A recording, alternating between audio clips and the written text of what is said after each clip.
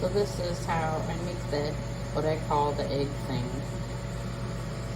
I use pasteurized eggs, get all those good nutrients in, and I have 3 of them here. You can't tell from the empty shells.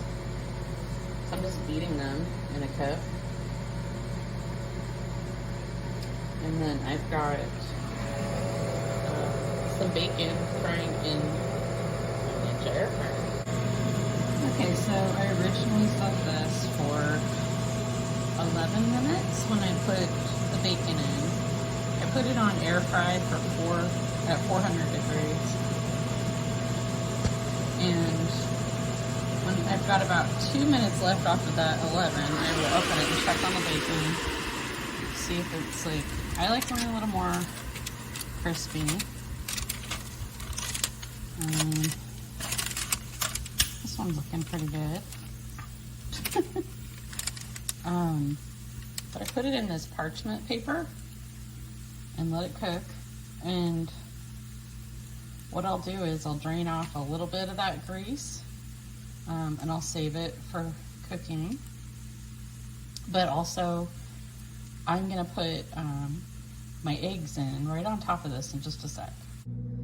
All right, so I took out the bacon and just very carefully, picked up that parchment with all 4 corners and kind of let one side of it kind of poke out a little bit as I drained a little bit of that oil off. Otherwise, yeah, you want the fats when you're eating carnivore, but you don't want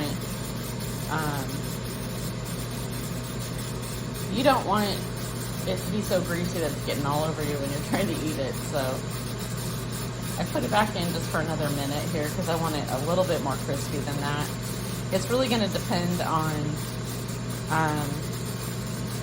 it'll depend a lot on the thickness of the bacon you get and how well done you like your bacon. So I usually start with 11 minutes. If I need to add a little bit more time, I do, but looks like today I'm going to add a little bit more time to get it as crispy as I like it. I don't like it too crispy, but I also don't like it too kind of rubbery for this particular dish. Okay, so now I'm gonna put my egg mixture on top of this. This is sitting pretty good in there. I've got that parchment, and the parchment is it's up on each side pretty well so that when I dump this in, it shouldn't get all over the place. I have learned my lesson with that. When you're doing this, you want to make sure there's no place for the egg to go. So I'm going to close this again, and then I'm actually going to add some time. I'm going to do at least 3 minutes. Actually, I'm going to do 4 today. Okay, so I got about 30 seconds or so left on here, and I'm opening it. See how it's like, it's all nice and puffy, and the bacon's just kind of in with the egg. It's really good. So now if you don't do dairy, then you can kind of stop here with it. At this point, I like to do a little salt and pepper. All right, so I got some salt on there. This is gonna be hard to hold this and do pepper. So I'm gonna just do that later.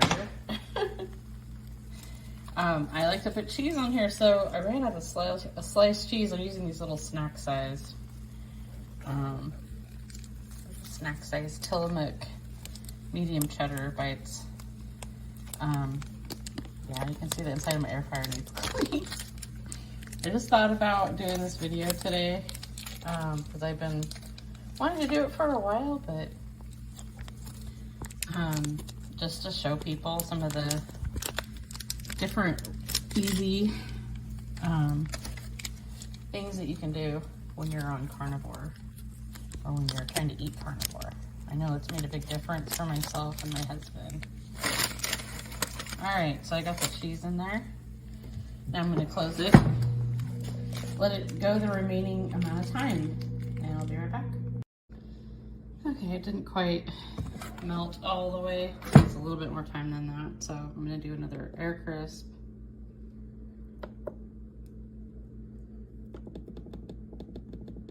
And I'll just do that, about 1 minute. And I mean, the preheat on this is probably gonna be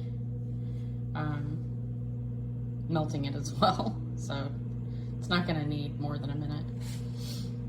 And I've learned on this thing, I can actually hit skip. It will skip some of that really long preheating time. But we don't necessarily need that right now, because we're trying to get it melted. Okay. It's looking pretty melted now. Kind of pre-ground some of this pepper. And put that on there. I'm not very good at using the phone and doing something else at the same time. All right, I'm gonna, when you pull this out, you really want to pick up like by each corner on each side so that it doesn't fall out and you don't get grease dripping either. So I'm gonna go ahead and pull this out, and then I'll show you the final result. Okay, so got it out of the air fryer, and now what I'm gonna do is I like to put a little Nancy's sour cream on there.